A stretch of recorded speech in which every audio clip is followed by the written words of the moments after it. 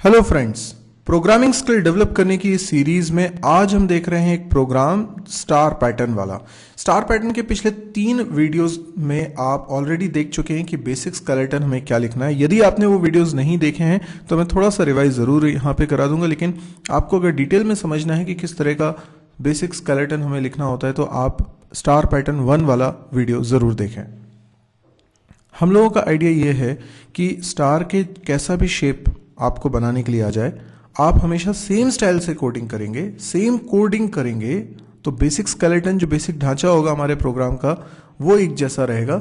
मामूली सा फेर बदल करके हम डिफरेंट शेप्स को प्रिंट करा लेंगे और हमें कुल मिला के 4 स्टेप करनी होती हैं। ये 4 स्टेप बहुत लॉजिकल हैं, एक सेम पैटर्न है, यानी कहना चाहिए इस तरह की प्रॉब्लम्स को सॉल्व करने के लिए एक फॉर्मूला हमने डिजाइन कर लिया है। वो एल्गोरिथम क्या है, आइए उसको देखते हैं। सबसे पहले जो शेप आपको ड्रॉ करना है, ये बिल्कुल टिप है, आप इसको ध्यान से सुनिएगा। आपको क्या करना है, किसी भी तरह का शेप हो सकता है, ये आपको इजी लगे, लेकिन इससे वो पैटर्न, इससे वो फॉर्मूला समझ लीजिए ताकि जब टिपिकल शेप आए तो आप उस फॉर्मूले को बखूबी इम्प्लीमेंट कर सकें। तो ये शेप आपको प्रिंट करना है। तो सबसे पहले जो भी शेप आपको प्रिंट करना है उसको कॉपी पे इस तरीके से ड्रॉ कर लीजिए। अब हम लॉजिक बनाने के लिए स्टेप नंबर 1 परफॉर्म करते हैं। What is step number 1? ये स्टेप नंबर 1 है। इस स्टेप नंबर 1 में आपको क्या करना है, जो शेप आपने बनाया है उस पर लाइंस ड्रॉ करनी है। ये लाइंस बेसिकली क्या करने वाली है, इस तरह से आप लाइंस ड्रॉ कर लीजिए, हॉरिजॉन्टल भी वर्टिकल भी। ठीक है, ये देखिए मैंने पहले वर्टिकल लाइंस ड्रॉ की, तो ये एक स्ट्रक्चर क्लियरली हमें समझ में आ जाएगा कि हमारे पास कितनी जगह है और हमने कितनी जगहों पे स्टार प्रिंट किया है। तो पहली स्टेप किसी भी शेप को प्रिंट कराने के लिए आप उस पर इस तरीके से लाइंस ड्रॉ करिए और फिर नंबरिंग करिए। Line number 1 2 3 4 5। इसी तरीके से कॉलम नंबर 1 2 3 4 5। ये जो रो नंबर है, लाइन नंबर, इसको मैं आई से डिनोट करूंगा। तो आई की वैल्यू 1 होगी, फिर 2 होगी, फिर 3 होगी, फिर 4 होगी, फिर 5 होगी। और कॉलम नंबर हम जे से डिनोट कर रहे हैं। जे वेरिएबल की वैल्यू 1 2 3 4 5 तक जाएगी। तो आई जहां डिनोट कर रहा है नंबर ऑफ रोज को, जे डिनोट कर रहा है नंबर ऑफ कॉलम्स को। तो हमें कुल मिला के कितने मौके मिलेंगे प्रिंट करने के? अगर मैं एक कैरेक्टर प्रिंट कराऊंगा तो एक कैरेक्टर को प्रिंट करने के लिए मुझे इतनी जगह लगने वाली है, और ऐसे मेरे पास कितनी जगह? 25। आप देखिए पूरा ये स्क्वायर शेप बन रहा है और ऐसी 25 जगह। तो 5 लाइन्स हैं, 5 रो हैं और 5 कॉलम्स हैं। तो ये जो 25 जगह हैं उनमें से मुझे तय करना है कितनी जगहों पे स्टार प्रिंट करना है, कितनी जगहों पे स्पेस। तो कोडिंग का बेसिक स्केलेटन हमें समझ में आ गया। ये स्टार प्रिंट करूंगा या स्पेस प्रिंट करूंगा, दोनों में से कुछ भी प्रिंट करूंगा, मुझे प्रिंटफ लिखना पड़ेगा। तो देखिए मैं एक प्रोग्राम बना रहा हूं। अगर मुझे कुछ प्रिंट करना है स्टार, तो मुझे ऐसे स्टार प्रिंट कराना पड़ेगा, और अगर मुझे स्पेस प्रिंट कराना है तो मुझे इस तरीके से लिखना पड़ेगा। Got it? अब किसी भी पोजीशन पे आपको या तो स्टार प्रिंट करना है या फिर स्पेस प्रिंट करना है। तो ये जो आई और जे की वैल्यूज हैं, ये दोनों मिलकर डिसाइड करती हैं किसी स्क्वायर को। यानी कोई भी स्क्वायर ले लीजिए, जैसे कि मैं इस स्क्वायर की बात करूं तो ये वाला जो स्क्वायर है इसमें आई की वैल्यू कितनी है? 2, और जे की वैल्यू कितनी है? 3।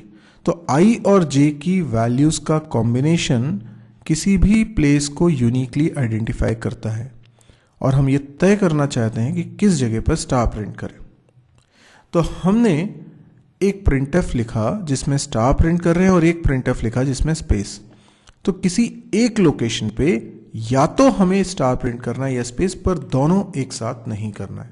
तो हम लिखते हैं इफ कोई कंडीशन होगी जो कि ट्रू हो तो मैं स्टार प्रिंट करूं, एल्स अगर फॉल्स हो तो मैं स्पेस प्रिंट करूं।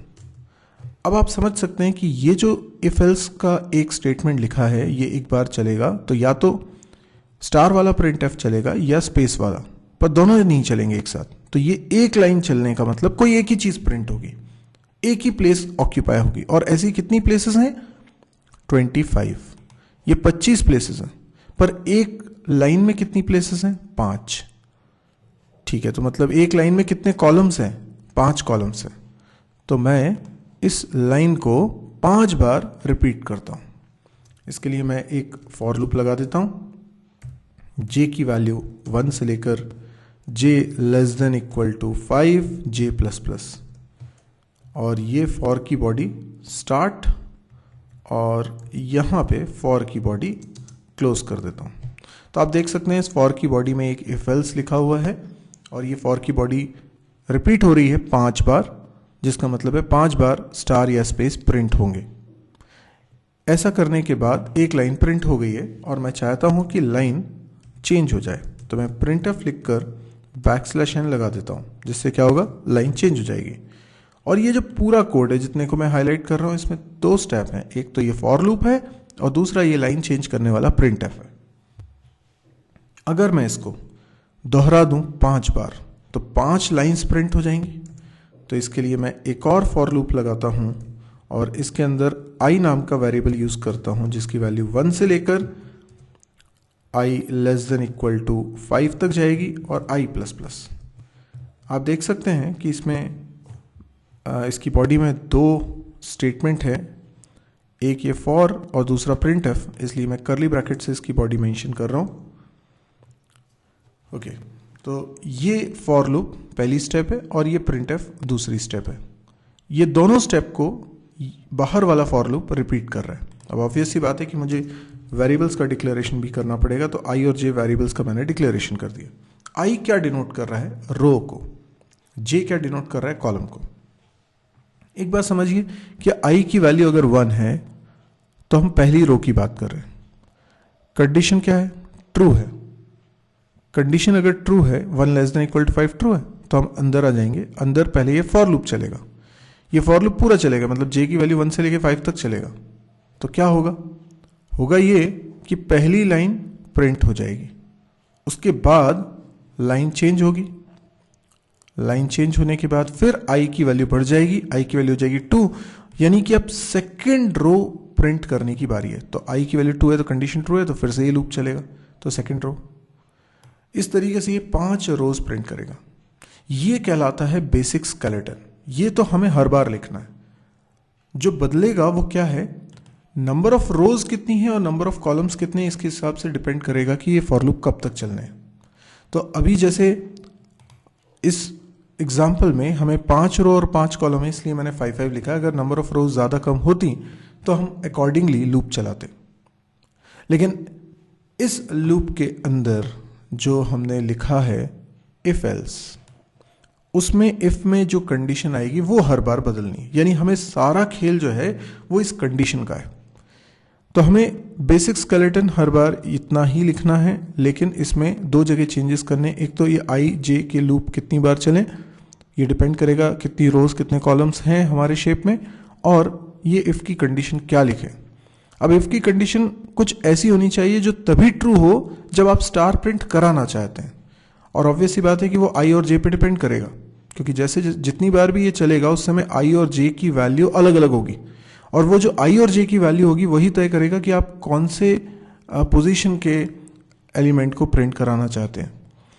तो इस बात को पता करने के लिए हम स्टेप नंबर 2 करते हैं। स्टेप नंबर 2 क्या है? i और j की वैल्यूज लिखिए, वो वैल्यूज जिन पे स्टार प्रिंट हो रहा है, बाकी मत लिखिएगा, सिर्फ स्टार प्रिंट हो रही है वो वैल्यूज लिखिए। तो i की वैल्यू 1 है तो j की वैल्यू कितनी होगी? 1 भी हो सकती है, 2 भी हो सकती है, 3 भी हो सकती है, 4 भी हो सकती है, 5 भी हो सकती है। देखिए ये i की वैल्यू 1 है और j की वैल्यूज देखिए 1 से लेके 5 तक कुछ भी होगी, ये स्टार प्रिंट करेगा। जब i की वैल्यू 2 है तो j की वैल्यू 1, 2, 3 या 4 में से कुछ। जब i की वैल्यू 3 है तो j की वैल्यू 1, 2 या 3 में से कुछ होगी, और जब i की वैल्यू 4 है तो j की वैल्यू 1, 2 और i की वैल्यू 5 है तो j की वैल्यू 1। आप देख सकते हैं यहाँ पर कि i और j की वैल्यूज़ का हमने वो कॉम्बिनेशन लिख लिया है जिस पर हम स्टार प्रिंट कराना चाहते हैं। तो इसी बात को अब मैं दूसरे तरीके से लिखने वाला हूँ। मैं यहाँ पर स्टेप नंबर 3 करूँगा। 4 स्टेप में हमारा आंसर आ जाएगा। स्टेप नंबर 3 में मैं i और j की वैल्यू एक बार फिर लिखूँगा, लेकिन इस बार जब वैल्यू लिखूँगा तो थोड़ा सा स्मार्ट वे में लिखूँगा।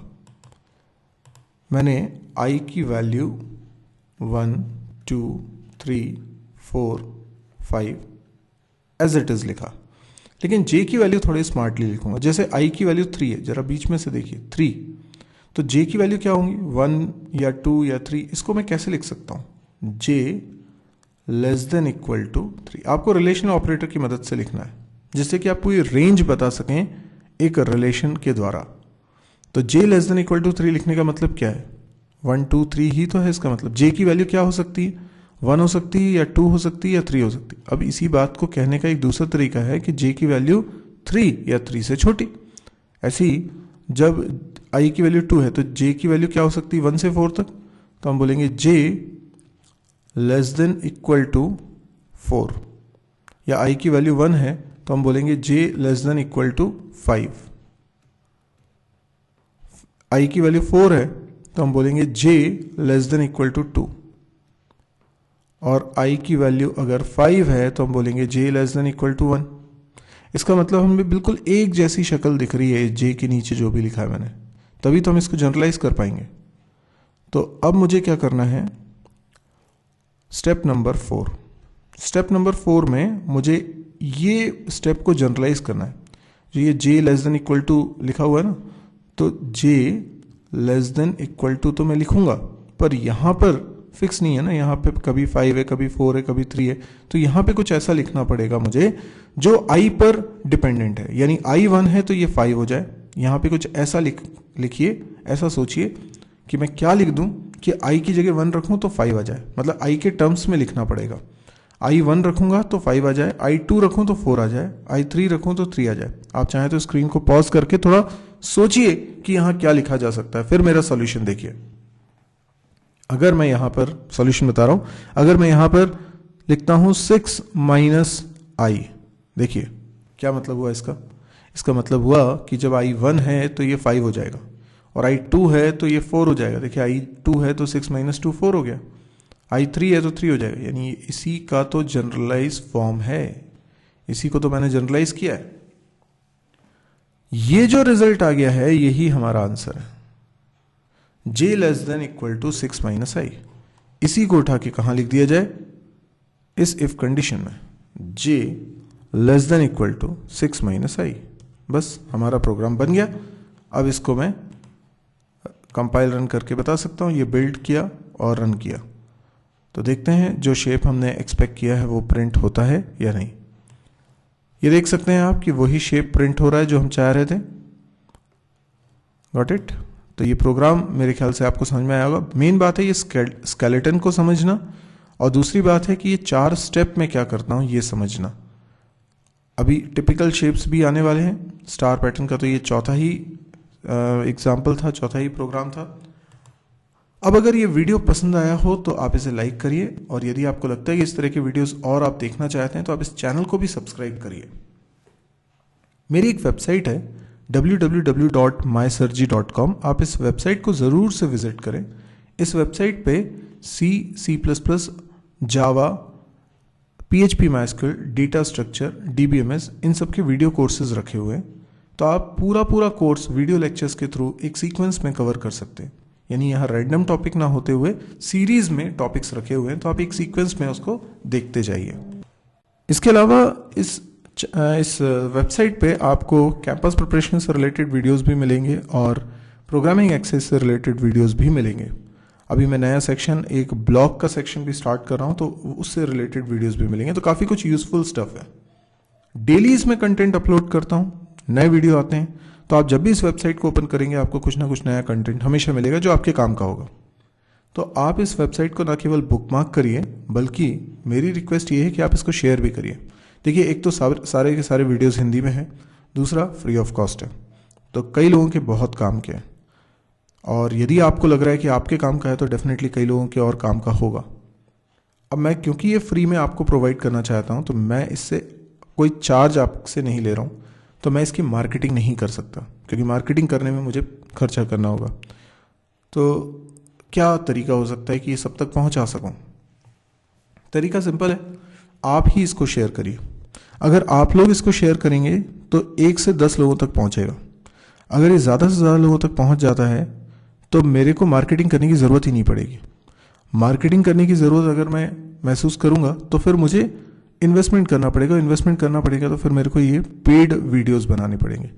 तो ये मैं चाहता नहीं हूँ। तो मैं चाहता हूँ कि ये फ्री ऑफ कॉस्ट सबको मिले। तो आप प्लीज़ मेरी इतनी हेल्प करिए कि आप इसको जितना हो सकता है अपने फेसबुक वॉल पे शेयर करिए, दोस्तों से शेयर करिए, इस वेबसाइट का लिंक शेयर करिए, जितना ज़्यादा हो सकता है।